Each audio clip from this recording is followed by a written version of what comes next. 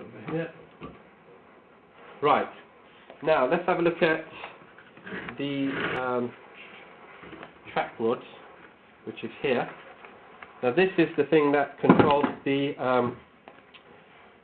toe in and toe out of your car. So basically, if you turn it like this, so one of them has a clockwise thread, the other one has an anti-clockwise thread. So if I turn it, I'm tightening here and tightening there. Turn it, and as you can see the wheel hub towing out. So this will start towing out, which you probably don't want to have on the back of your car, because that will make your car very tail end happy.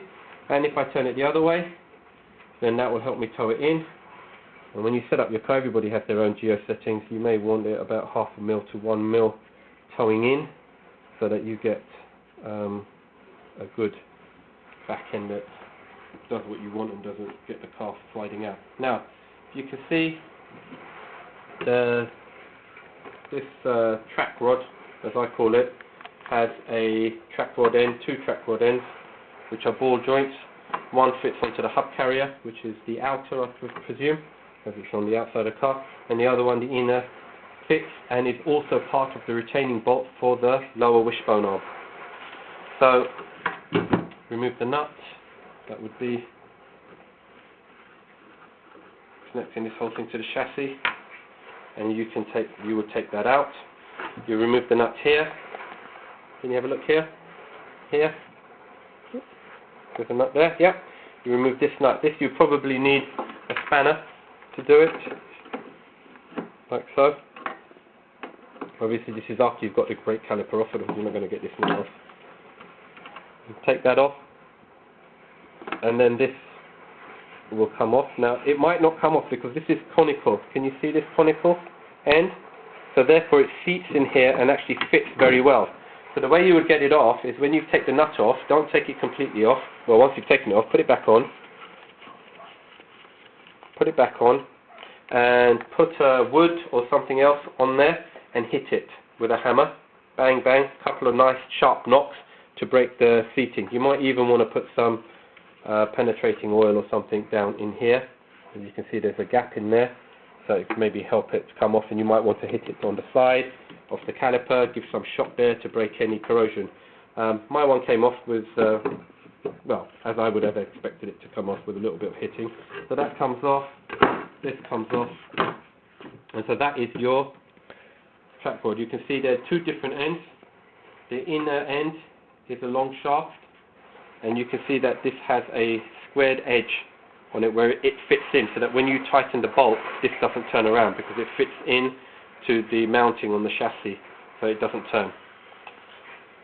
This one, when it fits in, will not turn, because once it seats in, this is such a nice snug fit that the top end won't turn. Otherwise it can turn, I think. Yeah, it does. Okay. The other thing you can see here, I'm replacing both ends on the car. In fact, it comes as a kit, so I'm going to have a new bar as well. You can see this is slightly bent.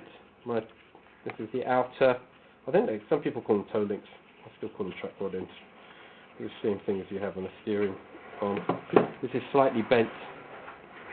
If I get a straight edge, let me just put a straight edge on there.